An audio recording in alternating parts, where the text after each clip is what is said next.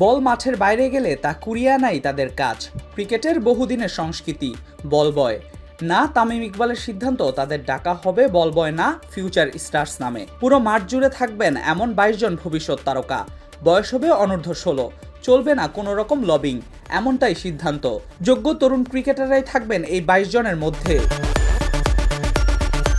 এই সংস্কৃতি একদমই হারিয়ে গিয়েছিল। তামিম ইকবাল নিজেও একসময় বল বয় হিসেবে মাঠে ছিলেন।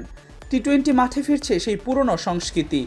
উচ্ছ্বসিত সাগরিকার ভেন্যু ম্যানেজার ফজলে বারী খান রুবেলও। বল পিকার আপনি যেটা বলছেন এইটারেও কিন্তু ফিউচার ক্রিকেটার্স, ফিউচার স্টার হিসাবেই নামকরণ করে ওদের জন্য ব্যবস্থা করতেছে যে আমরা কালকে নেক্সট ম্যাচে আমরা 22 জন ছেলে থাকবে, ওরা মাঠে থাকবে। ওরা আসলে থাকাটা ব্যাপার না, এটা ওদের জন্য একটা ক্রিকেটিং কেরিয়ার গড়ানোর জন্য ইন্সপায়ার্ড হওয়া যে এদের মতো করে আমি একদিন খেলবো।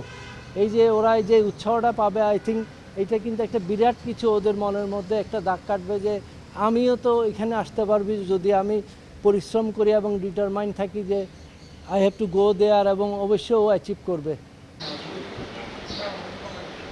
শুধু তাই না, তাদের জন্য থাকবে সব রকম সুযোগ সুবিধাও। খাবার থেকে শুরু করে বাকি সব কিছু। তাদের পরিশ্রমের দিকটাও নজরে থাকবে।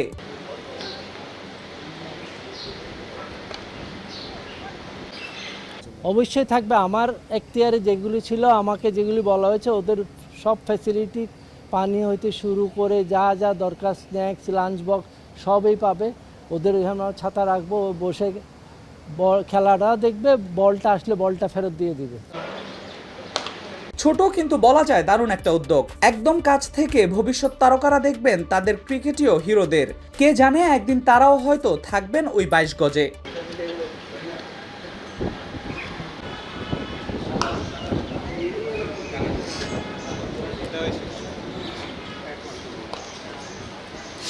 Al Mahmud Fahim, BD ক্রিক time.